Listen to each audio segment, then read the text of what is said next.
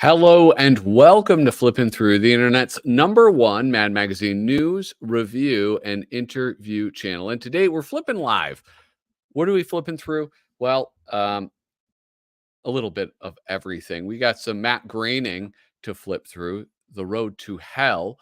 I have a fat stack of these that I just picked up, and they're awesome. As well as I thought it would be fun to look through this, the Free Comic Book Day reissue of some Mad classics in comic book format. If you are watching live right now, make sure you leave a comment because I'm going to come back to those in just a moment. Right now, though, remember, hit like, hit subscribe, leave a comment down below. That's the #1 way to support this YouTube channel. And I'm almost at 1,000 subscribers, the slowest road to 1,000 subscribers of all time. But, you know, if you persevere, you will make it to your goal. That's a lesson out of this. If you want to support me in another way, patreon.com/flippinthrough. What do you get? You get cool stuff. I just sent out to everybody who is active as of May 1st. I sent out these, the Flip the Bird Lino prints. Now, you're not going to get this one. These are numbered prints. I might do a second run with color variation for people who missed out on it. I got a 6 set of stickers and also some pretty cool buttons. Just go and check that out when you have a moment. If you think this is worth more than a like and a subscribe. If you're watching right now, hit that thumbs up though. Pretty please. With sugar on top, it helps. Anyway, what was I talking about? Oh, you know what? Let's get the other guy in here. None other than you know him, you love him. He's a favorite around here, all-time top 10 guests. He's consistently in the top 10 list of guests on this channel. Please welcome Kyle Bridget. I'm gonna start unbuttoning that shirt. The official Nostril Zone theme song. My dad actually sent me a video clip of that song. He's like, "Hey, this is like that old music you like." I'm like, "This is a theme song for my for my live stream that you watch sometimes." He was having a senior moment, I think. I couldn't get too mad at him though, because he was sending me a picture of like a big pile of like Mad and Crumb books that he's about to send me. That like a buddy of his watches my show Canonically Crumb. Yeah. Because my audience is like 30% 65 and up. Yeah. And he was like, "Oh, hey, that's your kid? Here, give him these books. I got a whole bunch of books I gotta get rid of because I'm an old man and I'm gonna die." Hold on. So like this guy's watching your channel, not realizing the connection between you and your father? I think actually it might have been that my dad might have like turned him on to it. Like they might have been talking like childhood memories or something of reading underground comics. And he was like, "Oh, my kid, you know." They're probably talking about Mad, because I think that's what like a lot of people end up talking about Mad if you're over a certain age, I think, and you're of a certain kind of I don't know, sort of cultural influence. And then of course he'd be like, "Well, my son was in Mad." Yeah. I bet he gets a lot of free drinks. They're like, "You don't say." You know what? Get this man a beer. Sometimes old guys are always impressed. If you're in Mad, that's an easy way to impress old guys. Yeah. Hey, you know who else is mad? Crash DDC. He's mad. He forgot Free Comic Book Day. And there was a Mad in this year's stash. Yeah. And I got it. Did you get it? You guys don't. Do you have Free Comic Book Day? Yeah, but in my city, I don't know what they do still, but what they used to do last time I went to it was that all of the comic stores kind of get together. Yeah. And they have like a single location where you can get the free comics. Yeah. And then usually they have like promotional stuff there. And I didn't go. It was kind of weird because it fell on Star Wars Day. Did you have a happy Star Wars Day? Dude, I'm not a fucking dork. So no, I'm not. I didn't go like make Bib Fortuna cookies.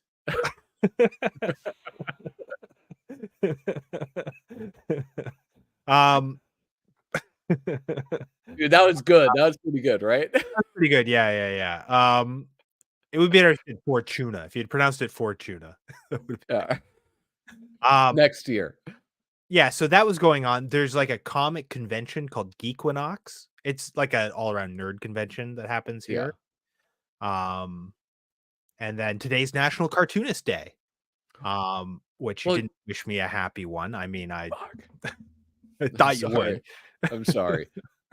You I mean, did my miss. wife didn't, but I thought you would. Well, you did not wish me a happy National Teachers Day. So I was feeling a Yeah. little scorned. Yeah. Real quick, Listen, though, my let's go. tax dollars pay for your National Teachers Day. No, they I mean, don't. here. They pay for Yeah. the ones here. It's the same thing. Well, Vanessa, also, you get grants. You can't hold that against the teachers. What? You get artist grants. Why would I hold that against the teachers? Well, you're They saying get a lot more money than I get. Well, maybe you guys don't. well, You you guys say treat I your pay teachers your like shit. salary, but conversely, they also pay your salary. Yeah, but I get taxed on that. I just did my tax. I had to pay tax on my artist grants. Canada, it's a real like snake eating its own tail, isn't it? Well, I mean, that's the nature of taxing and services and stuff. Yeah. Well, Vanessa I was Amaya is wondering- here. I was Hold on. wondering if you got that. Got what? Free comic Taxes? book day. The free comic book day. Oh. thing. Yeah, let me say hello to everybody. Vanessa Amaya is here. Shane's Hobbies is here. Hello, everybody. Angel Acevedo. Hola. Hello, everybody. That's what he says. I said hola. Harvey Esquire. Hi, Van Shane Sketchy. Oh, I see what he did there. He combined everybody is here. David Strickler is here. I don't know if you know this. I'm actually able, I think, to read David Strickler's mind. Oh. Yeah, it's pretty cool. You do it with the envelope to your forehead? Like what's that? McMahon? No, it was Jimmy Carter. No, it's his guy. Who's Ed McMahon's leader? I don't know. The guy who was like, who'd like put the envelope to his head and be like, "Ooh, crook and a horse." Yeah, And and then Ed McMahon would open it up and he'd say, "Ah, that's how it worked." I never like, watched it. People want to make love to. I only know really that through like cultural osmosis, through cultural references. Here we go. Everyone be on their best behavior. I'm watching you. That's right. Perfect. Ollie's here. Ollie's saying hello.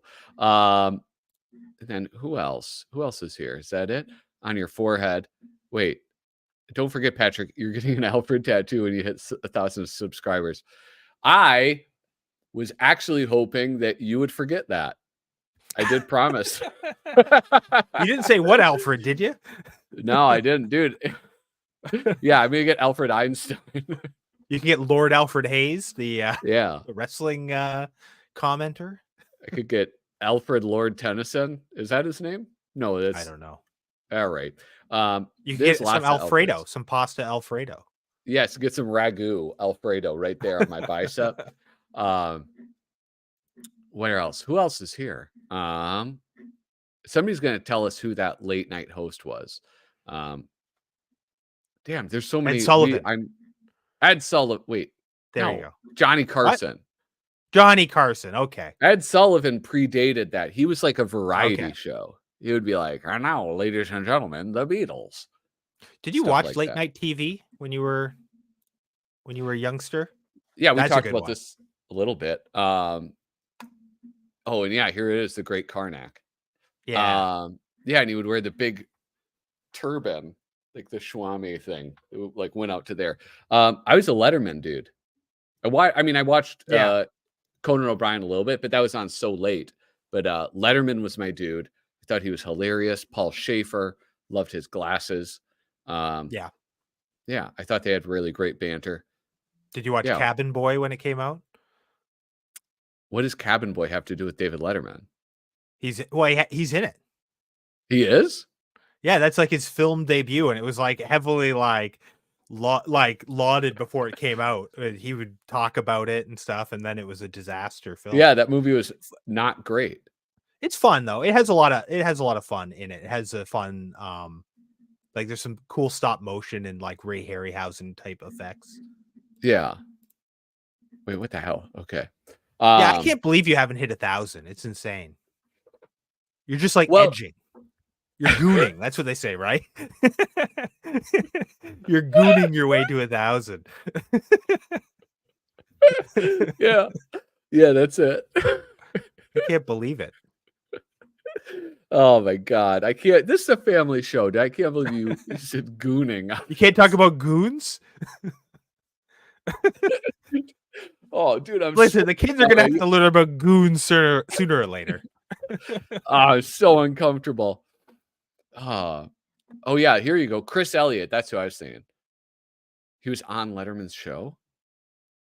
I didn't realize that. Yeah, that sounds about right. I used to watch Letterman a bit when I was the Goonies. Oh man. Now that's a porn parody that's ready to be made. The Gooners. Yeah. Oh, hey, we should. Yes, I do. Tell me something okay. though. Well, you already know, so if you don't know. No, tell me something shitty. Please. Okay, so I worked in 2 different adult video rental stores at different points in my life. And the most recent time I did it, something I realized is that all of the major porn studios that produce porn parodies, I suspect that within the umbrella company, they're actually owned by actual movie studios now. So they don't do goofy titles. So it's like we had the Scooby-Doo porn parody. That's what it's called. It's not called like Scooby-Doo or like Scooby-Doo Me or something. You know, it's just called Scooby-Doo. It's called Scooby-Doo, a porn parody, a XXX porn parody. And they're all called that now. Like there's like it used to be like there was like Edward Penis Hands or something, and now it would be like Edward Scissorhands, a XXX porn parody. Okay, well, first off, this is a family show, so I can't believe you would bring this up. And second, could it also be that like tastes have changed in pornography? Well, just like culturally, and so people don't want, you know, some silly title. They just like get to the chase. Like, I don't know. Like, I don't really know what the thing is. I know they were trying to become more big budget. Like there was just before I started working in a porn store for the last time, there had been like the Pirates phenomenon. You know that film Pirates? Yes, I do. I got that DVD when I was a young man. These were not the kinds of pornos I was watching when I was a young man. But that was like huge budget, right? For a porn film. And they were really trying to be like, oh, we can be like real film again. But not in the way that, you know, Porn Chic was in the like 70s. Yeah. Like Behind the Green Door, Deep Throat, those types of movies. Yeah, there is something I think. Well, I don't know. You're very sex positive. I'm very sex negative. I think. But you say tomato and I say tomato. I think that there is something like weird about how pervasive pornography seems, or things that are like borderline pornographic. But I'm an old fuddy-duddy. That's how I'm described. Yeah. I mean, I have a lot of thoughts on that that we've discussed on Potter's Eve. You know, I was just thinking about something. Let's save this when I was saying that to. Yeah. Okay. This is unporn related. Oh, okay. Continue that. Okay. So you know that song? You say tomato, I say tomato, tomato, tomato. Yeah. Let's do that. You say tomato. I'm not going to do this, but because I actually say tomato too, so I feel like it's weird. But do you think if you were hearing impaired and you had to read the like closed captions for that you would have a hard time understanding that song? Yeah. No. I bet honestly, they spell it phonetically. I think that they would probably say TOMA, TOH or something. Okay. Yeah. Okay, so okay, because I was just thinking, like, wait a second, that song wouldn't work in karaoke, you know? Yeah. Tomato, tomato, potato, potato. What am I singing? You say Joyce. tomato, and I also say tomato. It's our safe word. Yeah. Tomato. I mean tomato. A sex positive attracts a sex negative. Okay. Here's the thing. We have a lot to get through today. Okay. But I also Ollie Van. He's made full. I mean, this thing is like we're gonna watch some of this Ollie Van's film. I have to figure out how to share. It's 11 minutes and 58 seconds. So Ollie, I cannot show the whole thing. But I'm gonna show some highlights. And anybody that likes what they see can most certainly swing by the link that I just dropped in the chat. Disgusting. Dude, I just ate homemade like ricotta gnocchi. Oh yeah, it always defaults to loop. Anyway, I was having ricotta gnocchi, homemade, and with some nice pesto. But the problem is I'm burping a lot. Okay, here we go. This is a full plastic jacket, stop motion animation, Full Metal Jacket parody. I have to fast forward some of it. Warning. This video Can you contains guys hear bleeped out this? swear words, subjects of war. If I you can hear were it. under the age of 13, please request parents' permission or watch your adults. Thank you. Now, I don't know if that was AI or just a clip. This is Knick Knack Studios. Full plastic jacket. Now this part, I'm going to skip by this. This stop motion part. I am Gunnery Sergeant Hartman, your senior drill instructor. From now on, you will speak only when spoken to. And the first and last words out of your filthy sewers will be sir. Do you maggots understand that? Sir, yes, sir. Bullshit, I can't hear you. You are nothing. That was one of my favorite moments in this comedically is when he shouts bullshit and Ollie didn't quite place the bleep at the right spot. Hold on. Last words out of your filthy sewers will be sir. Do you maggots understand that? Sir, yes, sir. Bullshit, I can't hear you. You are nothing but unorganized, grabastic pieces of amphibian. Because Do you think that's intentional? Like me. But the more you hate me, the I don't more you know. will learn. You're just pointing out their mistake. There is no racial bigotry. What's that? You're just pointing out their mistake. Yeah, I don't know. I think it may have been a mistake, but it was also very funny. Okay, well there you go. So And it's a comedic movie. But anyway, yeah, so it's like some fun stop motion with Oh, yes, sir. Well, thank you very much. Can I be in charge for a while? Plenty of you people know who Charles Whitman that's not really a comedic movie.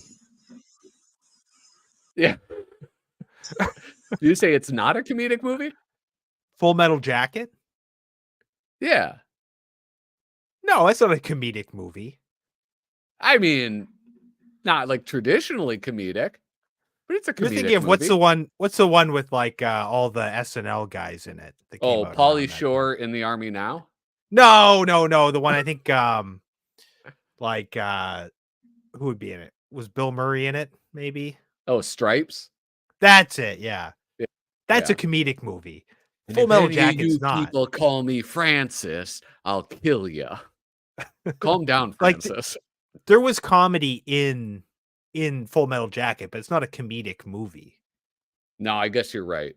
There's just like some moments of levity. And they were also like there are moments that you laugh at, but you're also kind of like complicit in for laughing at it. Yeah. you know? Yeah, it is. This is a fun Yeah, it's video. cool. Like, I would do stop motion all the time. I think it is like it is funny though to use children's toys. It's like a fucked up Toy Story, right? Like give Toy Story the script to Full Metal Jacket. It's like And my Goonies XXX porn parody. yeah, stop, dude. Oh my Gooner. gosh. I want to do my Data impression so badly right now. All right, so let's get into this, dude. Oh, wait. Oh, should we get? Do you want to do a quick flip through with this? Yeah, I want to see what this is. I haven't heard good things. I've seen a lot of people excited to have it, which is Yeah. cool. I was curious if you had gotten a copy. I did. Because you And didn't have that on the show graphic. What do you call that? The thumbnail. Thumbnail. Yeah, I was trying to get really artistic with it. So this is, speaking of mixed reviews, Shane's Hobbies, friend of the show, he had some choice words to say. So I'm gonna read his thoughts on it. This is a review. Are you gonna do a voice? Yeah. Yeah. Oh boy. Oh boy, more reprints of old DC superhero parodies that we've already seen a zillion times before. All it cost me was my time to pick it up, but it still feels like it wasn't worth it. You know what I think is worth it, maybe. I haven't seen it, but is that it's for kids in a sense. Like Free Comic Day is more about the kids, I think, than anything, right? Like I mean, yeah, they certainly, I don't know that I would say it's for the kids. There's like plenty of mature content, teenage content, which is like the main. it's about marketing to comic book kids. fair. It's about building new audiences and hooking them while they're young, I think, Yeah. more than anything. Obviously there's other things about it because like nerds like to sort of take over everything that's for kids. Yeah. But yeah, I think this is probably for kids. Like they're not seeing Mad, right? And they're probably not picking it up at the comic store because they're probably not going to the comic store as much. And then Mad is still a magazine, so it's kind of out of place at the comic store. So they might not even be picking it up, you know? First time I Yeah. encountered Mad, I didn't know it was a thing that I could have, you know? Yeah, well, there's the new cover by what's his face? Callan. It's like Kelsey Kerry Callan. Kerry Callan. I think it's Kerry Callan. You should get him on here. Yeah, I got to well, you know who I reached out to? Reached out to Brandon Hicks. Oh yeah, he's cool. Yeah, yeah. He wasn't even bothered that I was calling him by the wrong name. Jonathan Where you called him? Called him Jonathan what? Hickman. Jonathan Hickman, dude, like the Marvel writer. But anyway, brand new cover, which I think is cool. It's got a swear word on it. This is a job for crap. I already have my. I mean, it's a brand new cover, but it's not also because it's an illustration that's taken from an earlier comic. What do you mean? I don't believe he was hired to draw this. I believe that image appears in one of the Potter ZB or sorry, Patra ZB comics that were when they did the rebrand. Yeah. This is answering this comic. Well, look at oh boy. I just said that and it showed up. I said, "Oh boy." That's spooky. Well, hi, It's oh a boy. spooky dude. Look at him. Yeah. See at the top right is aboard, abhorred. Do you say aboard or abhorred? Abhorred by I abhor you. I abhor I don't know. you. Abhor. It's like kind of a softer H. Abhor. I probably say the H. Yeah, abhor. Yeah, but it's not a hard. It's not like I abhorred you. Yeah, you would sound like a nincompoop. Yeah, it's like a 75% H in there. Yeah. Abhorred by the Comics Code Authority with that 5-finger hand. right there, which is a Nice. staple of Mad Magazine.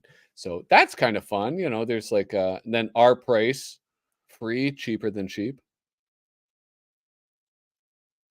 Yeah. I think this is great. A lot of free comic book days is bullshit. Yes. And this is a thing I think gets Mad into a lot of people's hands that maybe haven't seen it. Well, let me push back against that. Ideally, that would be the case. However, okay, first off, I didn't notice it. This is like it's better than newsprint. This is like high quality newsprint. I really fucking like that. Anyway, comic book shops have to pay for these. Yeah, but it's an advertising thing, and they get a lot of like asses through the doors. So Yes, but this, for example, they choose what they order. And so okay, my comic book shop, they ordered this for me. They didn't have a Oh. fat stack that people would grab. And I went to another comic shop just to see, and they were like, no, we didn't see any Mad thing. I don't know. Hmm. They had no idea about it. So that's the problem, is that it wasn't guaranteed to make it into every store. Well, that's unfortunate. Yeah. And But if it did, I think this would be a good way to advertise Mad to kids, because I think Mad is a thing. Like, I've seen it. I've taught kids. I've introduced kids to Mad, and like it works, right? Like yeah. they love it, but they don't see it. They don't know what it is because kids don't read magazines, you know? Yeah. See, yeah, look at Crash. He doesn't have he didn't get it, and now it's rare. It's even rarer than he thought. But yeah, I don't know. It is a bummer. First comic shop I went to said it emptied out already. Yeah, because they probably didn't order that many of them. Well, and a lot of those free comic books, they're about like, one specific comic or something that you Yeah. might not be interested in anyway. Whereas Mad's kind of about everything, you know? Yeah. So Yeah, it would have been cool. I wish I could get my hands on a lot more of these. Ooh, I had 25 copies. Hey, Ollie, no problem, dude. No problem whatsoever. Okay, what did you hear though? You said that you heard some maybe not so great things about it. just people complaining, the same complaints, it's just, retreading old stuff. Especially a lot of stuff from the last, you know, few issues, however many issues they did, 17 or whatever of the new Mad. Yeah. Oh, did they do a superhero issue? I think they've done a couple because they did like the Wonder Woman issue. That might have been still had new material, the one that had Wonder Woman on the cover. Yeah. But yeah, there was a Batman one they did. Tom Richmond did the cover. Oh, that's right. So a lot of this stuff was pretty fresh in our minds. Yeah, and I mean, I feel like it's skewed because the Mad people I'm hearing from are all like hardcore Mad fans. Most of them much older than me. Yeah. And so they have kind of the same complaints. I have also seen a lot of people just see it posted and be like, "Oh man, I got to get me one of these." Yeah, this one. We had this one. I'm on crackedcoversite.com. We also had, this one with Batman. Yeah, so I bet a lot of this, I haven't gone through this yet, so I don't really know what is actually in it. And then, here's the, superhero spoofs. That one might have still had some new material. I think that's so. What's the the issue right before? 14. I know, but what's it look like? Let's see. Boom. The Al Jaffee farewell. Yeah, so this is after they stopped accepting new material. They might have still had some new material left over. Yeah. But they stopped a few issues before that. I love this George Woodbridge one though. The comic scene we'd like to see.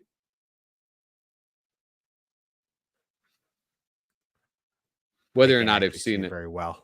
Oh, on sorry. my screen. Oh, yeah. Oh, yeah, you don't have it. Sorry, I forgot about that. Here, I can zoom in a little bit. So where he saves him from a dropping safe. And then he goes and shoves Superman. I'm pretty sure I have that in Mad About the Comics. I think that's in Yeah. there. I've definitely seen that. I'm pretty sure I have it somewhere. Could be in one of these issues. I don't think I've seen this Superman Spy versus Spy. Does it say when it was originally published at the bottom? 1971. Mad 147. Probably just looks weird because it's in color. It's been Yeah. colorized. Maybe. Man, like those buildings look awful. Yeah. Like the color on those, it's like it's the opposite of what they should be, it feels. Yeah. You know? Like I feel like it's doing one of those foreground background vibrations. This is Yeah. another Carrie Callan, right? Right here. Yes. Yeah. Yeah. Bring your sidekick to work day. He's a good follow on I follow him on Facebook for sure, but I think he's on Instagram as well. And he gets a lot of like funny commissions. Oh, yeah. And he posts a lot of them. It's very interesting. We be flipping. That is true. Is he on Instagram? I should look him up on that. That's Definitely the only one I use. His Facebook is nice. I only really use Instagram to talk to you. Oh, really? That's the one I use exclusively. Yeah. I used to use it more, but I don't know. I don't like the algorithm. It's just such a like it doesn't feed me the stuff I want to see, and it doesn't like direct my work to people who haven't seen it. Yeah. Ollie, I don't have a duplicate one that I can send you. Sorry, dude. Yeah, I don't like looking at some of this stuff. This reprints really well on this format, but like these, Yeah, cramming in too small. way too small. And then I don't know. I'm not a huge fan. I did also see this really recently. Now that I think about it, oh, I picked this for the Potter ZB. Oh issue. yeah, Yeah. because this is like the Don Martin. Yeah. Yeah, so I don't know. It's fun. It's like I think it's something that I'm gonna like give to my daughters to read through. I wish I had more copies so that I could have one that's like gonna stay nice. But dude, Carrie Callan owns this issue though. Yeah. I get the impression he didn't really know it was happening. Because when he posts the cover, he's like, I guess they used one of my covers for a free comic book day thing. Because like Mad doesn't have to like tell you. He uses stuff he already bought, you know? Yeah. Dude, Herman Mejia. Yeah, I don't know. It's fun. I'm glad that they did it, but yeah, so I don't have like it didn't raise my ire the way that it did Shane's, but yeah. I feel like I'm in the acceptance stage of grieving Yeah. for Mad, more or less. It's like, okay, well, they're still putting out stuff, whatever. You know, it's like I wasn't expecting anything new. Yeah. I really like that. That looks nice. But this doesn't say it was what it was reprinted from. I don't know. Maybe they got some other work from him. That'd be pretty cool. Could be he did other things for other DC books as well. Oh, yeah. Although it did have a department. This was great. I really liked this one. When was that printed first? That's pretty new, isn't it? Yeah, but where did I see it? Probably in that Batman issue that we looked at, I bet. Oh, Mad number 9. No, it was like significantly earlier than that.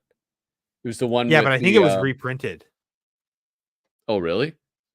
I feel like maybe it was reprinted in that Batman one. I don't know. Yeah. Because it was done by like a real comic artist, it looks like. Hey, Well, no, I wasn't mean done like by a not real idiot. I'll tell you that much.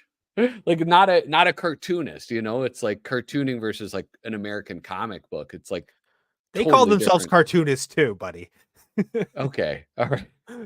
Listen, there was no value judgment. I don't know okay? why you're sowing discord on National Comic or National Cartoonist Day. That's right.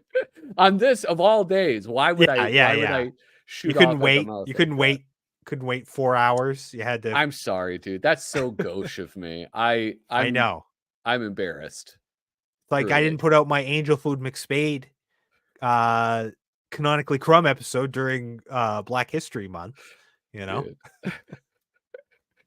I can't wait to hear about the comments you receive from that.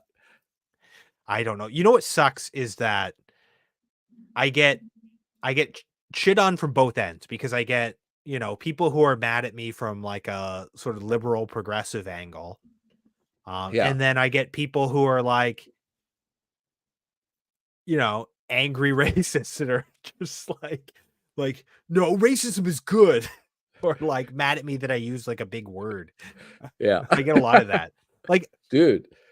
Hold on. There's one episode where I say that like Letterman say they're a bunch of corporate gooners. They're doing some corporate gooning.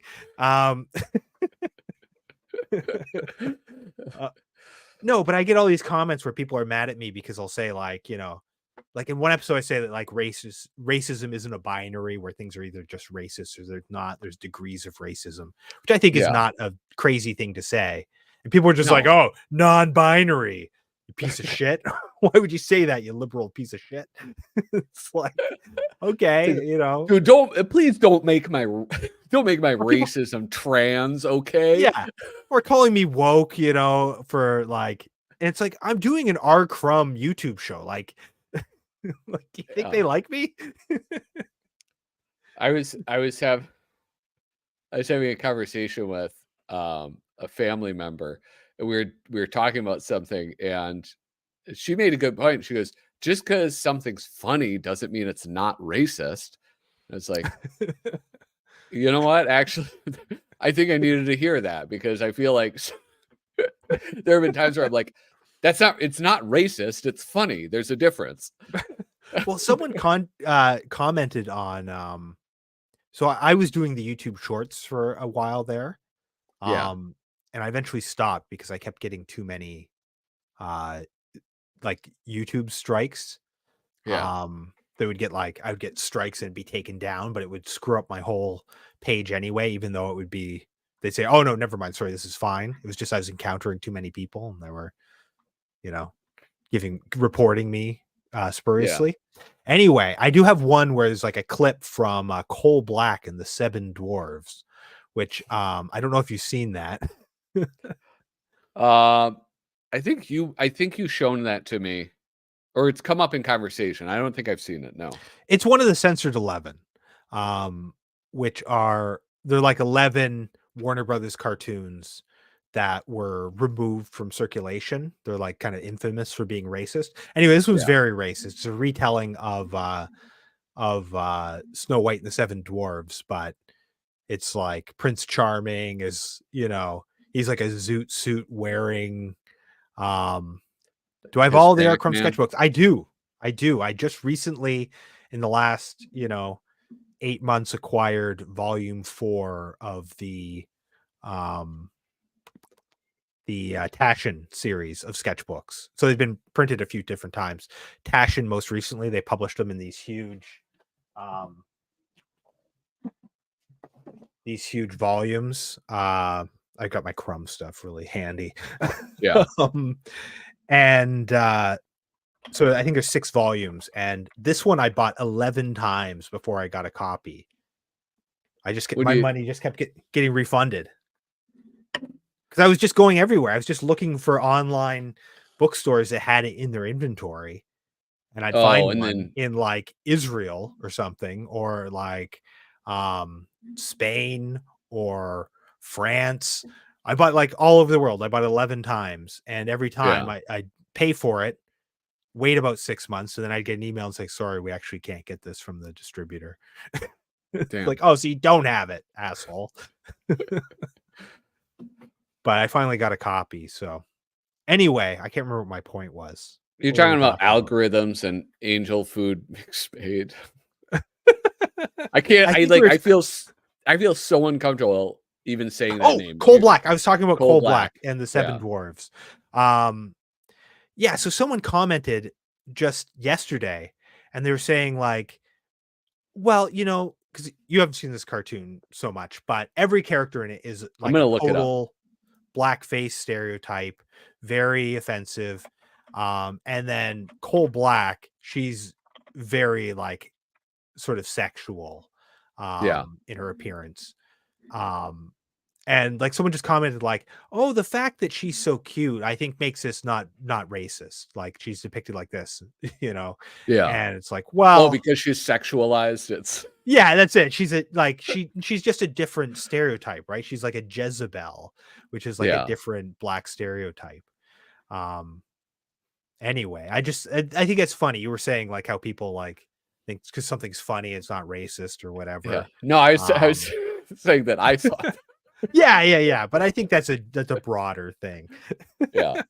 Yeah, I mean, it's if you Google Coal Black and the Seven Dwarfs, it's not great. If you actually tune in on Thursday or afterwards, if it's still up, for the premiere of my next episode of Canonically Crumb, I do talk quite a bit about like the history of animation and stereotypes in animation, specifically black stereotypes, and in comics and stuff like that. So it's a pretty interesting thing, and I show a lot of it. You know, sex isn't racist. No, but I mean, or wait, no, sex is greater than racist. I mean, that's how this person felt. He was like, oh, well, they wouldn't have, if they were racist, they wouldn't have sexualized her. It is a shame though, because it's a really beautifully done cartoon. Like it's a really like, it's just, the animation is just, you know, but like every scene is just like got a black face and a big pair of lips on it. Like Patrick, Kyle, shut up. Warner Brothers is going to get the Pinkertons after us. Oh my God.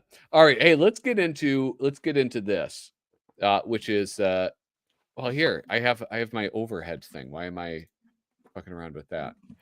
So I have a few things to say about this. So when you sort of like posted this, I was like, oh, I have a ton of these books. Yeah. And turns out like half of them are missing. I can't find half of them. So I don't know if like kids stole them or if I have them boxed up somewhere. Because I have School as Hell, but it's not here. Yeah, I was surprised because I have 4. You showed like 4 or 5, and we only had 1 in common. Yeah. School as Hell, Work as Hell, Akbar and Jeff's Guide to Life. And then you I have this one, which is like a big one. Yeah, and then there's a few things about this. Like one, I remember growing up, I think my dad had Work as Hell or something. It was like one of those things that like somebody bought him, like basically a book just like this. They were all just like this. It was the format of the comic. And I remember like loving it because it was like that very familiar Simpsons animation, right? Or like cartoon style. And it's like these weird bunny rabbits and the people in fezzes, which, you know, in the 90s, people in fezzes, that's like funny as hell. Oh yeah. Yeah. So I really enjoyed it. I think most of the humor in this at the time just went totally over my head. But they're great. What are you going to say? Well, first of all, this is the one you probably want because it's got the infinity cover. Love is Hell. Yes, that's the one. I do want to get that. Sorry, here. Well, okay. Perfect timing. Love is Hell. Damn. Yeah. The thing about these books is that I think most of them have like at least 2 printings. So there's like They'll be in black and white and then a color cover, but it's the same cover. Oh, And so sometimes you'll see a colorized version. These are not the same book, but yeah. a lot of times you'll see one and they'll have a color cover. This is why I actually stopped buying them, because I kept finding them, because I had at least 7. Yeah. And I kept buying them because I'd see them. They'd be $2 at a used book sale or whatever. They were everywhere. And I stopped buying them because I started having to think, like, do I have this one already? Yeah. Oh, dude, and they don't have the thing like that comic books have where like in the barcode you can see very clearly if it was first or second printing. Oh, Well, I guess wait. I'm You look on the front. You look in here. yeah. First edition. Oh, thank goodness. I'm pretty sure a lot of them there are like color covers and like line covers. Yeah. And I remember when this was coming out because I was an early Simpsons watcher. I saw it on the Tracy Was Ullman show a little bit. yeah. And then I saw the first episode as it aired, or possibly the Christmas episode. I can't remember, whichever one came first. Yeah. I I did remember was their seeing first episode is the Christmas one. Okay, yeah. So I saw that when it aired when I was in kindergarten. Coming home actually from a Christmas pageant in my public school where I was part of the nativity scene. Oh, dude, that's Um, nuts. yeah. Dude, And I love that. what, religion in schools? I Yeah. think they should be separate, personally.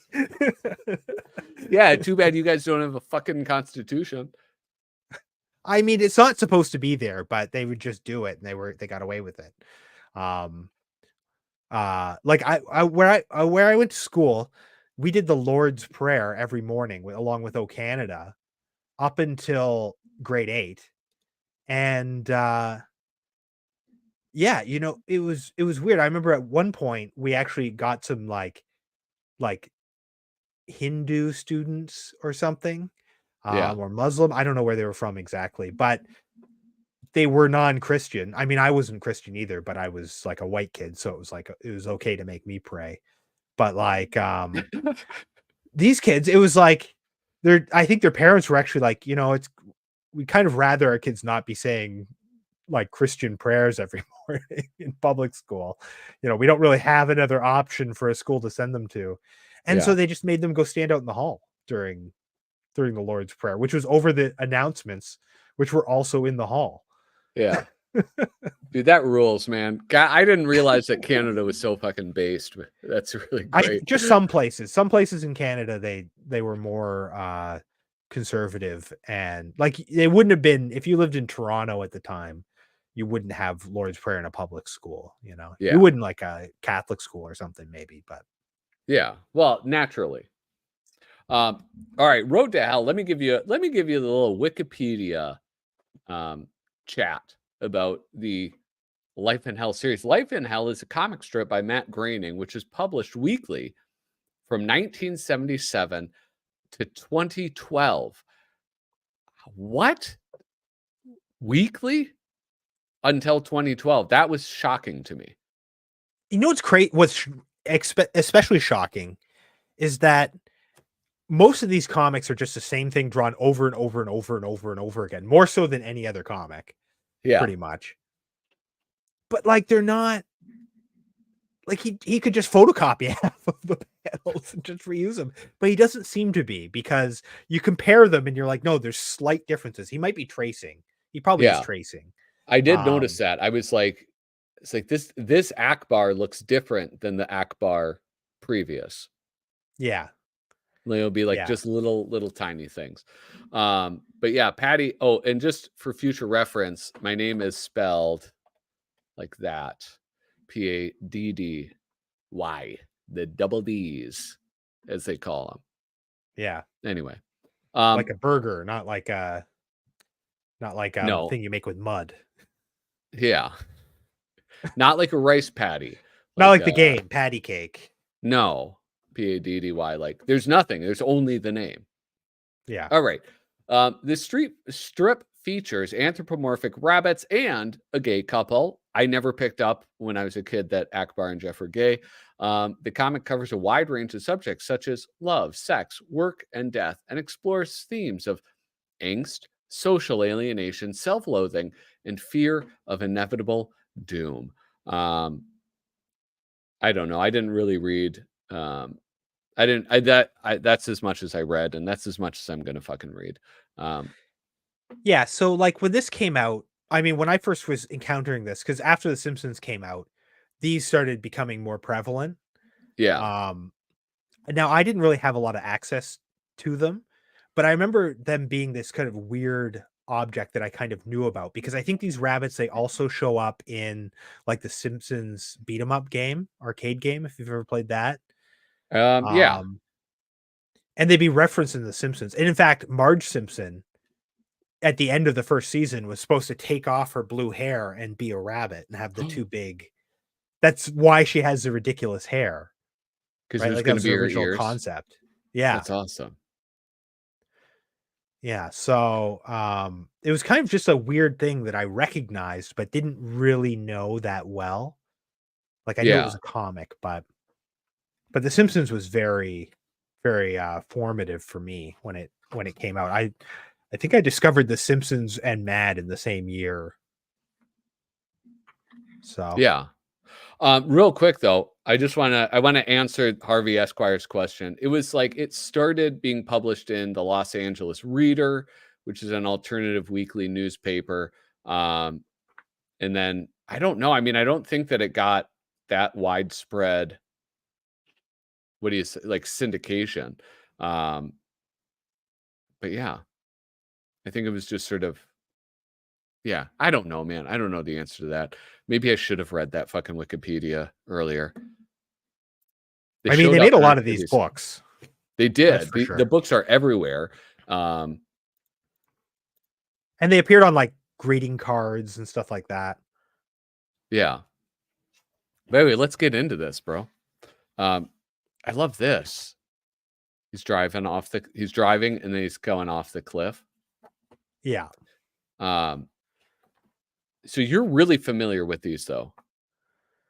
I'm 'Cause not saying I'm really familiar with them. I'm saying I'm familiar with them. Like, I'm pretty sure I've read all the books that I have.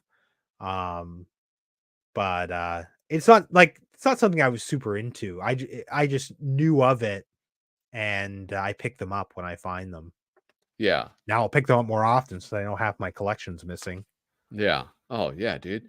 Well, you can I mean, I'm glad how like with how inexpensive they are. This is an ongoing one that I absolutely love with Life in Hell. You haven't told us how you like your new therapeutic wallpaper. It's This just is this kid Bongo, sitting there. right? I think that's Bongo, I think Bongo. that Yeah. kid. Yeah. Yeah. Yeah, he's a kid with one ear that kind of, like, he's the weirdo kid. He's kind of like the Bart Simpson of this comic in a way. Yeah. Which is, like Bart is the Matt. This is it's Matt Groening is Bongo, right? Yeah. Yeah. And Bart is Matt Groening as well. Yeah, and then I feel like these characters, it's Akbar and Jeff. Yeah. There's, like, a very similar character in, have you seen his show Enchantment? Or No. Disenchantment? Disenchantment? It's on I Netflix. saw it and I was like, I watched the first episode and I was like, I'm unimpressed. It doesn't have the zing of Futurama or The Simpsons or Ollie, have a even The great Critic. night, bro. Yeah, well, and that's like to me, Futurama is the high bar. Like that was I think I enjoy Futurama more than I do The Simpsons. I think The Simpsons is like more in my DNA because I was younger when I was consuming that, but I absolutely love Futurama. I love Futurama. I think the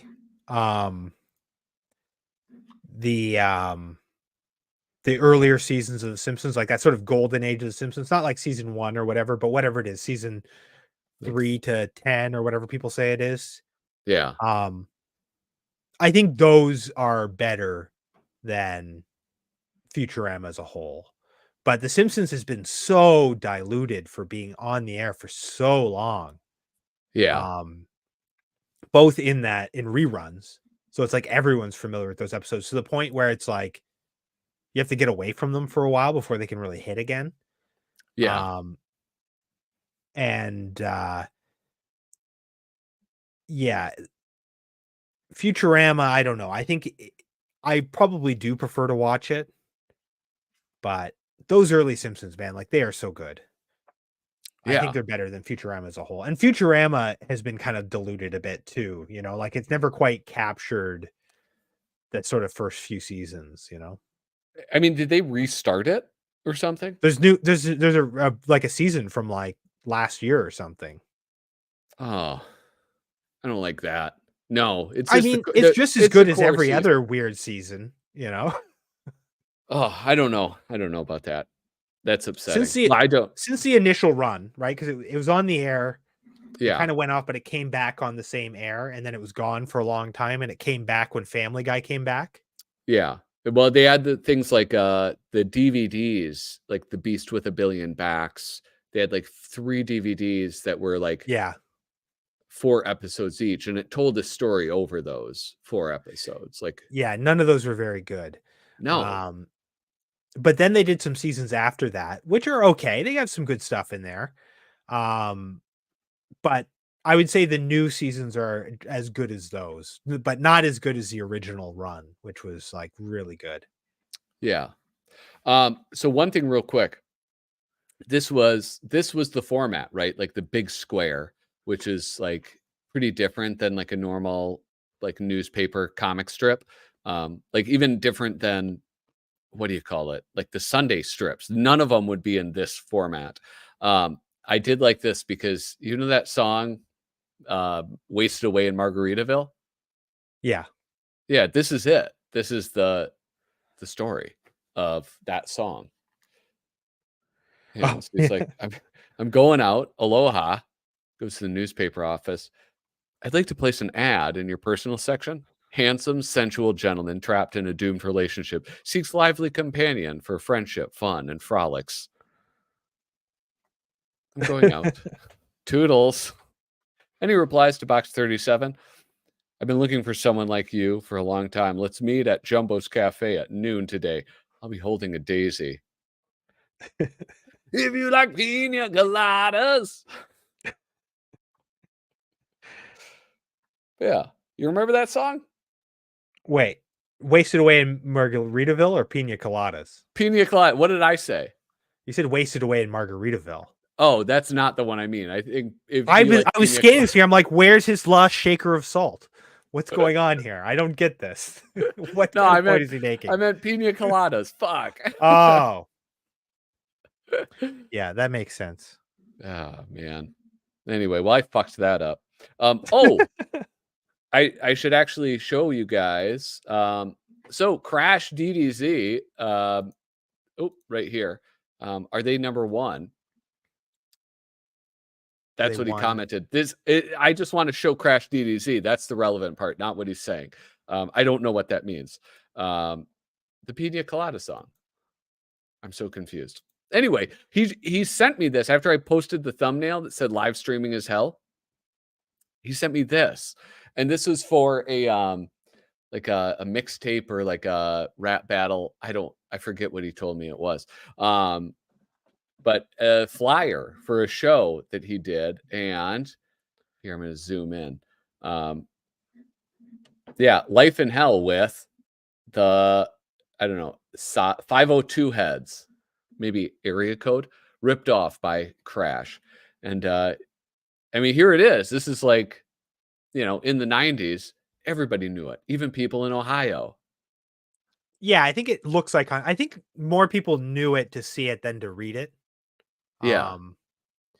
But yeah, it did have some cultural purchase. Like people, Dude, you could do this now. People know what you're talking about. Yeah. Well, this is like, look at this is Crash DDZ is basically doing Ed Piskor before Ed Piskor was, right? So this is Abe on hip hop. He's explaining hip hop. I like hip hop a lot. I'm talking the 4 elements. Did you know the 4 elements, right? MCing, DJing, B-boying, and graph. That's, I don't know if you're aware of this, Kyle. That's shorthand for graffiti. Graffiti. Is that like graffito? Yeah, graffito is the singular of graffiti. Oh, okay. Yeah, it's Okay. Italian. So Okay. the first element was graffiti. Then came DJing with cutting and scratching. Graffiti artists always, always get the worst. Cops, fines, etc. That's a risk they take, I guess. Oh, then came MCing and rapping. Hey, this is cool though, isn't it? I wish it was like not blurry. Oh, here we It go. doesn't look too blurry on my screen. Well, it looks blurry on my screen. I made this in a total hacky way on a copier at work. It was for a hip hop show, Louisville, Kentucky. I'm sorry, why did I think Ohio? For the 502 heads, rappers, breakers, DJs. I got flack for my usage of hell. Like the word hell? Louisville. Oh, he's correcting me. It's pronounced Louisville. I know that. I'm sorry, Crash. My Midwestern accent overtook me. Louisville. I thought it was Louisville. Hi, I'm traveling to Louisville. That drives him nuts, just so you know. People hate that. But no, I thought this was so cool. Lou, and why is he so vile? And it's like even stuff like this with like all this shit written on the sides. And I don't know. I thought that was pretty awesome to see. Yeah, it's cool. 818 South 7th Street. I'm going to look that up on Google Maps. What is it? I'm serious. Maps.google.com. 818 South 7th Street, Louisville, Kentucky. Here we go.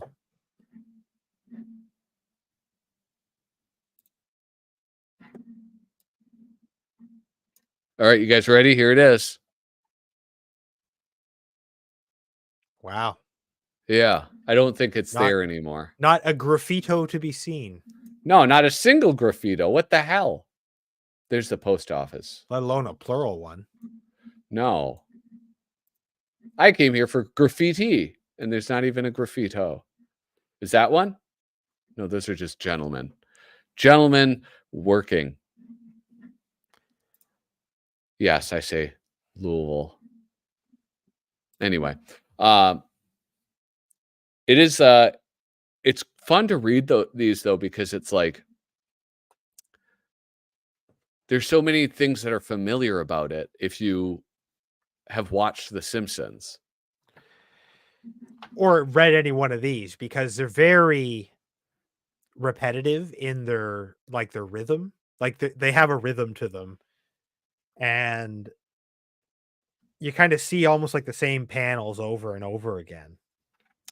Yeah. Well, okay. Yeah, I will say like my favorite ones are the ones like this, where you have page, like, the full page, because, paint what you feel, kids. I mean, this is like sort of like the classic Simpsons humor of, like when Marge said to her children, like, aim low, kids. Aim so low that nobody will care when you fail. Yeah. Just kind of this pessimistic outlook, cynical outlook on life. And I love that. Look at how happy Bongo is. Yeah, and how miserable every other kid is. Yeah. And then this, I don't know. It's like Akbar and Jeff, like the weak point. No, I like Akbar and Jeff. They're fun. They're just kind of goofy. I think it is Bongo is like the heart of the comic, though. Bongo, yeah. Oh, what I was gonna say though is, like as far as the repetitive thing, it's almost like when you get like the omnibus of certain comics, or like when I bought the complete run of John Carter, Warlord of Mars with from Marvel. It's like I sit down and I'll like read them back to back. And it's like, well, they weren't meant to read back to back. So it gets really repetitive because there's always Yeah. like a little bit of the story that's recapped. And then you have a cliffhanger, then it's recapped, and then you have a cliffhanger. So like in this format, it feels really repetitive. But if it's like if you read this 1 week and then a week later you get this. So you don't get another Akbar and Jeff for like a month. Or if you had like a day calendar, like where you peel one off every day, like they're Yeah. like tailor made for that, which I'm sure those existed, you know. Yeah. Farside did a ton of those. Oh yeah. But it's kind of tailor made for that kind of thing. Hey, how often do like calendars? How long until you can reuse them? There is a set period of time before you can reuse the same calendar. It's like, I don't know how many years it is. There's actually a Where's Waldo book that sort of after the initial up to Hollywood, I think, then Yeah. he started doing books where they had more different kinds of activities. Yeah. And one of those first Waldo activity books, like the Waldo, not the paper chase, but he had one that was like that, was a little bit smaller. It's mentioned in there. It's like, hey, did you know you could reuse a calendar after this many years? And so Dude, I have that's always thought about that, but I never have. I'm gonna look into that because that'd be cool to get some vintage calendars, and especially if you could find some Far Side ones from like the 90s. Oh yeah, there you go. I mean, you Yeah. could probably get new ones of those. Yeah. For easier and for less money. Yeah. This is the other thing that is worth mentioning. It's like not only like the humor, the drawing style, obviously reminiscent of The Simpsons because this predated it. Mm-hmm. But also like little things like that. The fact that this is Bongo, and then he later names his comic book company Bongo Comics. This all Yeah. has to do with like the sort of world he has in his mind. And I will say, like, this has made me like getting these books and being able to look through them and read through them has made me so much more interested in Matt Groening than I was before. He does feel like a guy who's like he created something incredible and then not really anything after that. But not really, because he also like created Futurama. Although you kind of don't feel like his hand is really as much in the shows that he's making, you know? Yeah. Like how Yeah. involved is he in The Simpsons? Probably I not mean, very. I can't imagine that he's involved really at all at this point. Well, especially at this point. But I mean, it's like he's never a guy that when they talk about The Simpsons outside of the first season or two, they're never like, oh yeah, Matt Groening, he was in the writing room doing this or whatever. It's like, no, you hear about all the other writers. Hear about Conan And, like, O'Brien. Yeah. Or like, who's a really weird guy that worked there? Like the enigmatic Simpsons writer. I don't know. I just know Conan O'Brien. There's a really weird one that worked there who was like, he'd like smoke cigarettes and he seemed like a really like weird, like conservative type guy, but he wrote like the craziest Simpsons episodes. Yeah. Was it Mike Reese? He has a story where like that guy's like, hey, come here, I want to show you something.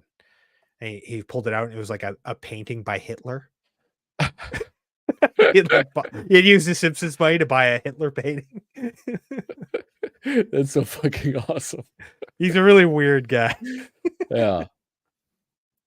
But yeah, he likes in these strips like the jokes that go on, like just go on and on and on and on. Like this one, for example, like Akbar and Jeff, there's no page numbers. It's like, do you ever think deep thoughts? He pauses. He's like, today is tomorrow's yesterday. Today is yesterday's tomorrow. Tomorrow is yesterday's day after tomorrow. Yesterday is tomorrow's day before yesterday. This year is next year's last year. This year is next century's yesteryear. Now is later is a while ago. Forever is forever, forever. Here is over there, back this away. Nowhere is somewhere. You and me. You are me and I am you. Today is the first day of the rest of your life. The answer to your question is not yet. Some of those, especially early on, when he's talking about like how today is tomorrow's yesterday or whatever. Yeah. I used to tell that to my little sister, stuff like that. like, tomorrow doesn't come because when we get there, it's today. Like this sort of stuff. She would get so mad at me that at one point he actually like took a sharpened pencil and just stabbed me in the arm. And I still have a permanent tattoo where I got stabbed twice in the arm. My sister, she did not get in any trouble for it. Yeah. My dad was like, well, you were being an asshole for pissing off your sister, but she assaulted me with a weapon. Yeah. Well, listen, I'm the youngest of how many? I don't know, like 4 kids. And one of my sisters was so mean to me as a child. And one day I snapped, and I don't know, we were like fighting over the remote control or something. And she took it, and I ran after her, and I kneed her in the ass, and I broke her tailbone. And she had to go to the hospital. And she had to get like a special donut and everything. And I got in no trouble at all. Because I think parents recognize, they're like, you pushed him too far. He snapped. This was it's just that by the he's- time they have that Michael many Douglas. kids, they don't want to set limits anymore. They're like, haven't I done enough parenting? Yeah, I think that my parents, it was like half and half. It was like, every once in a while. Like I they feel like tried she to- should have gotten in some trouble for stabbing me and leaving like a permanent like mark. No, dude, haven't that you ever seen Falling I have Down? like 35 years later or whatever. You created a Michael Douglas in Falling Down. There you go. That's right. that's my fault. This is Yeah. victim blaming, I think. Nah, dude. No way. No way. This is a great format though. Like this would be really a smart format for someone who is doing like online comics or something to kind of steal. Oh yeah. Because it's just, you wouldn't need to do all that much No. in terms And of it's like, drawing. well, especially it's saying like Instagram, because you could do like one big one like this and fill in, Yeah. or you could do this and then like break it into like 9 different sub things that like you swipe through. You could actually have the full thing at the beginning or the end, because I think you can have 10 Yeah, that's what I'm saying. panels on Instagram. Yeah. That'd be a lot of fun. Yeah. Maybe the big ones wouldn't work as much where they're like really full like this. Yeah. Which I just love Like when he does these big busy Quimmel pictures of builders? like the same thing. Yeah. Yeah. I have to say, this was my favorite one right here. So it's like wandering, looking around, closing his blind, looking around, goes into his thing, dresser drawer, gets a book. It's looking both ways. Dear diary, I thought about sex today. I don't know, man. It's like, this is like, it's so relatable. All of this. To you, like, because you did that same thing like earlier today. Yeah, it's my sex negativity. I took out my diary. I hid under my bed. I wrote, thought See, if about you were just a breasts. well-adjusted individual, you would have spent that whole time gooning. Yeah. Dear diary, I took a nap today and I dreamed about breasts. That is all. You go into Don't- Google, type woman wearing a swimsuit.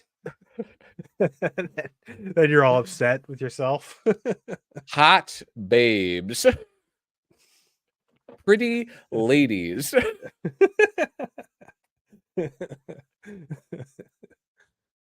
Do these guys also shoot their farm animals? What are you guys talking about? It's on the New Year's one. I do kind of wish these had numbers, page numbers. Oh yeah. I think think the economy is affecting this year's celebration. What's yours say? Happy New Year 1992. Do you think that Oh, was that a economy is- comment about killing farm animals or whatever? Okay, yeah, okay. I don't know. All right, hold on. Oh, wait. I thought you were reading that as a punchline to this comic. I was like, why the hell would they be saying? No, R.A.P. Ed's still gutted. He's talking about because I referenced Ed Piskor. I called him Ed Oh yeah, Piskor. And then Schwartz Welder. He goes, I think it's just a use of an animation. Okay, that's just commentary on the cartoons. John Schwartz Welder. That's probably That's the the guy, guy. the writer. Okay. That's a weird writer. Yeah, Not for real. R.I.P. Ed. yeah. And then it says, and then Harvey says, don't write about it in a book. Would not be good for you politically speaking. What's he talking about? I don't know. And then then he says Oh, something is he talking? about this.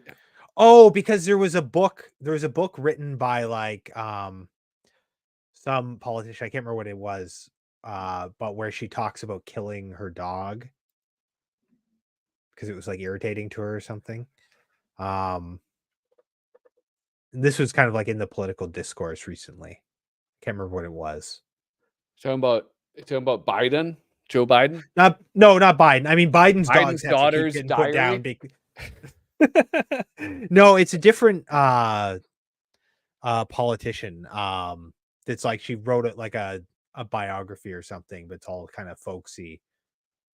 Yeah. And like the point of the story is like in the country we kill our dogs when they bother us. Well, that is true. They do that. They don't it's even true. they, Yeah, like people in the city don't understand. Like out in the woods or like fucking sticks, they're like they're just animals. it's kill or be killed. It's kill Well, or no, be it's killed. like You a know? lot of they don't sleep. They don't sleep inside. They like sleep in a barn. They're not a fucking family member for people. They marry like their they are in the cousins. city. You know, they got all kinds of different things going on. Yeah. Well, I mean, like what's worse, like the hillbillies that are fucking their cousins or the city folk who are fucking their dogs? Like, I don't think that's a binary. I think that's a Venn diagram.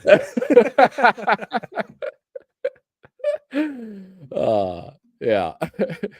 Do you watch the news? No, I don't. I don't watch the news actually. I usually keep up on news through like podcasts and stuff like that. Yeah. But that's how I know about that. But I don't watch the news. I haven't watched any TV news. Anytime I see any clip of TV news, I'm just like, is this a parody? Yeah. Crash, that comparison was a loving comparison. All right. I hope you know that. Crash and I were DMing about like when Ed Piskor was like bullied into killing himself. We were chatting about that and like it was fucking made us sad. So anyway. I was very upset about that whole situation too. And it's a difficult situation for sure. Also, it tanked my my YouTube channel for like not to make this about me, but like if this is affecting me, it's affecting other people who are making like alternative comic content on YouTube. During the like 10 days or whatever between when he was canceled, for lack of a better word, and when he killed himself, like my YouTube algorithm like completely dropped. Videos that get like all of my Crumb videos, they usually get like 100 views a day or whatever. They were getting like 2 for like those 10 days that they weren't uploading videos, because like all of my traffic on YouTube that's not direct is obviously coming from their channel, which is like one of the biggest alternative comics channels. Oh, as far as like alternative comics channels, I feel like it must have been the biggest. All the other ones that are bigger were like mainstream ones. Yeah, I don't know what else it would be. Yeah, because even somebody like Ethan Van Sciver, he's a mainstream artist, and he still makes like traditional comic books. Yeah, I think Comicsgate is like a separate ecosystem. Yeah, than what I'm talking about. Well, I mean, I feel like they're less about comics and more about politics in a sense. I mean, there's a lot of overlap. I think there's a lot of those dudes who kind of respected Ed and Jim a lot, even though like I think Ed and Jim like hate them, but I think they were like, we like them. A lot of people on that sort of more Comicsgate end of things while that was going on were like just like uploading awful videos and just like they were as much involved in the cancellation, like they were reveling in it, which I Yeah. think is part of it, right? That's not actually like helping. That's Yeah. also bullying, burying Yeah. them. Yeah. Because I mean, Hey, how I don't about know. I feel like it's tough because you do want to like listen to people when they, feel like they've been, inappropriate, like been sexually harassed, basically, yeah. is the crux of the accusations. But also, like, they could have reached out to him first and been like, dude, this, just so you know, that was shitty of you to say to me, and I feel shitty about it. And, Yeah. can you do something about it? Instead of just being, well, let's post it online for everybody to pile on. Because I feel like that is also a kind of assault, like, because how the internet is. And also the scale of them is not the same as like going after like like a Louis CK or something, right? Like it's Yeah. not on the same level. Um, and I think people have lost that ability to like kind of nuance in terms of scale, right? Like Yeah. selling out isn't a concept anymore. It's like everything is kind of all the same. So if you've got like a YouTube channel where you have 90,000 subscribers, that's the same as like being Stan Lee, like Yeah. you're the same, you're at there's no difference in the level like that people are taking into account. Yeah. Whereas it's like, I've seen so many people say afterwards, like, oh, well, he could have weathered it. Everything would have been fine. It's like, no, his career was tanked. He lost like something like a $70,000 comic deal. It was like, that was Yeah. probably his life, like for the next 4 years or whatever, like Yeah. Well, and then he like, wasn't a rich guy.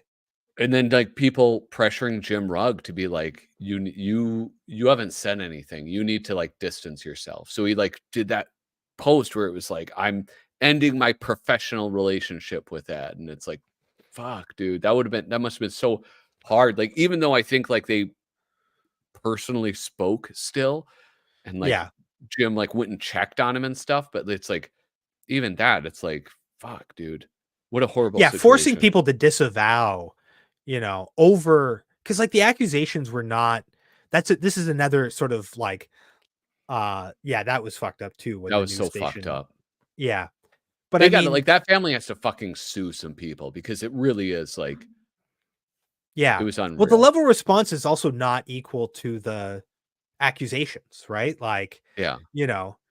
if he was like doing Harvey Weinstein level stuff, that's very different than like, him, even if the worst scenario of like him like offering like to give people contacts with his art agent or whatever, even if that was like 100% true, exactly as it happened, it's like that's not on the same level as like, industry execs like having a casting couch or something. Yeah.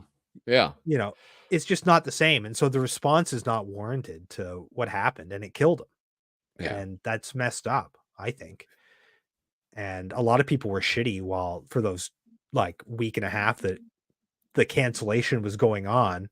And a lot of them didn't like recant or reconcile with that in any way. They're just like, well, he's the asshole for checking out and not for like facing the music that, like he wouldn't have been canceled or whatever. It wouldn't have been a big deal. He would have come back. It's like, no, they made like they tanked his YouTube channel, they tanked his comic career, and he's not someone who can come back from that. Yeah. Yeah. Like, and yeah, what is he gonna do? Like, Yeah. what is his alternate skill that he could like move into? Hey, real quick though, we got 14 people tuned in. If you guys haven't already, hit subscribe, leave a comment down below. And Kyle, we're at like an hour and 25 minutes right now. You got some big shit coming up. I know this is like a clunky transition, but Yeah. yeah, tell us, what do you have a big what is it called, milestone that you're hitting? Yeah. Well, so I used to do this live stream, weekly live stream. Used to be 3 days a week when I started. Yeah. Called the Nostril Zone, where I listen to tunes and draw cartoons. And I kind of eased out of that recently because I do this other show called Canonically Crumb, which is like a more produced show. Here we go, canonically Crumb. Anyway, I have a new episode coming out. It's an hour-long episode about Angel Food McSpade, which is like Crumb's notorious, I don't think his most racist character or comic. I think there's a lot of redeeming value in it, but it's probably his most notorious. I think it's the one that people sort of think of. Like, I think if you go to the visually, it's like it strikes a nerve. It's, yes. Well, like when I was doing research for this episode, I used the Jim Crow Museum quite a lot, like, because they have some good archives about, well, their archives aren't great because you can't really see the stuff very well. It's all like little tiny pictures. Yeah. I think they don't want to lean into like providing material for people to use in terms of like the racist imagery, but they have a lot of good information on there. But you go into their cartoon stereotypes, and 10% of the images are from Crumb, from like about a 4-year period, and I feel like that's a little overrepresented, personally. I mean, yeah, it probably is. He didn't invent the representation. No, and there's almost no one else from his sort of era that's represented. So it's like you've got some Ralph Bakshi stuff. Because he did like Coonskin. That's one of his movies. But then that's it. It's like they don't really show any other stuff. And there's lots of stuff. Like I show lots of examples in this episode. It's a very shocking episode. Yeah. So anyway, I did a big episode on it. I've been working on it for months. It's about an hour long. It's my longest episode. Most episodes, they're supposed to be like 15 minutes or less. And I did a lot of research, lots of like animation that I show, if you're interested in the history of that sort of thing. And it's premiering on Thursday at 9 p.m. on Central Time. But before it, I also reached 3,000 subscribers, I think last week. So I'm doing a pop-up Nostril Zone 3,000 subscriber special. The last time I did an episode was I think when I hit 2,000. So yeah, and if you guys want to check that out, I put his Kyle's link tree in the description of this video, and so it's like his Instagram, his TeePublic store, the YouTube channel, the Nostril Zone. So go and check that out this Thursday. What time? 7 p.m. to 9 p.m. Central Time. I think that's what I said. Hold on, let me check. Oh, it doesn't say on this one. No. I should check. Anyway, I'm gonna do it. I'm gonna do a Nostril Zone leading up to it. So it's like you can come watch the Nostril Zone. You can participate. I'll have a live drawing going on. Everyone can jump in on the live doodle, and then you can watch the new episode of Canonically Crumb. And it's probably going to get taken down at some point. I think it's not my most racy episodes in terms of like sexual imagery and nudity. But I think it's going to piss people off. And so I think people are going to be hitting the report button a little bit more. So I suspect after about a week or two, I'm going to have to replace it with like a heavily censored episode. I think that though, I mean, like it's educational. I think that that's like going to be objective. So I think that, but it doesn't matter. It doesn't? No, because here's the thing. So you read YouTube's community standards, and they say like, oh, we don't allow nudity except for like in like education and art and all this stuff. But when you get a complaint, it'll say, oh, your video had nudity in it. And when you write a reply, like to contest it and say, oh, well, this is like an educational program, I'm showing the art, it has to do with all of this stuff. Well, I don't have any tattoos, so it's going to have to be a much bigger number. Well, except for the 2 from my sister where she stabbed me. That was involuntary, though. That was non-consensual. Yeah, when you get a complaint, you go to contest it and you say, oh, well, it's educational for this person. The response is just auto-generated. Oh, we checked your video. It does, in fact, have nudity in it. So, like, those exceptions, they don't matter, right? Like, if they're gonna ding your video, they're gonna ding your video. So last time it happened, I went through and I put little censor bars over every little bit of nudity, including like on my books in the background that were turned around and stuff. Yeah. And that seems to have worked, but it sucks. So you have to go to my Patreon now to see that full video. But I suspect that's going to happen again. Yeah. Patreon.com/flipping through. If you want to support Kyle.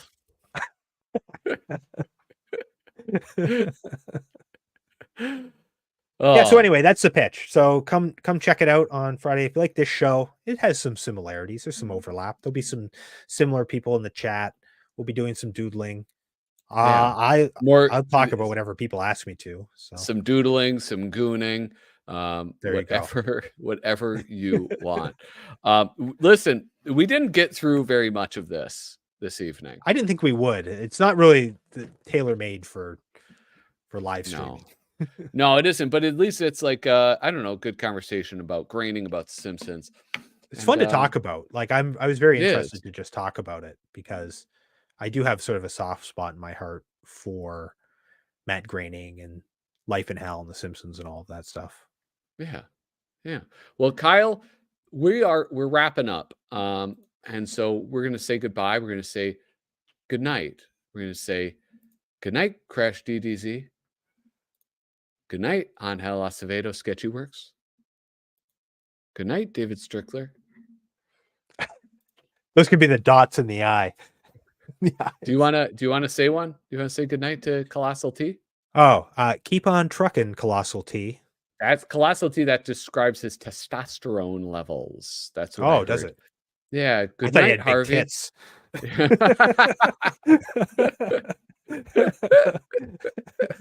Oh my God. Well, anyway. Oh, good night, Clown Nookie. It's funny when Milhouse mispronounces Matt's last name. Groening. Does he? I don't know. I'm not familiar with that. What does he say? He might say groaning. I don't remember. That's what I thought it was. All when I was a kid, I thought it was Matt Groening, and it wasn't until I heard other people say it that I knew. Yeah. Good night, Six McFly. Uncle Pad. Keep on trucking, Kyle. Yeah, you guys, thank you so much for tuning in. Make sure that you hit like, hit subscribe, and leave a comment either in the live chat or down below. That's the way that this channel grows, and I'm almost at 1,000. So, Kyle, thank you so much for joining us this evening. Hey, thanks for having me. Yeah, and I'll see you Thursday. All right. Well, I'll be in the audience. Yeah.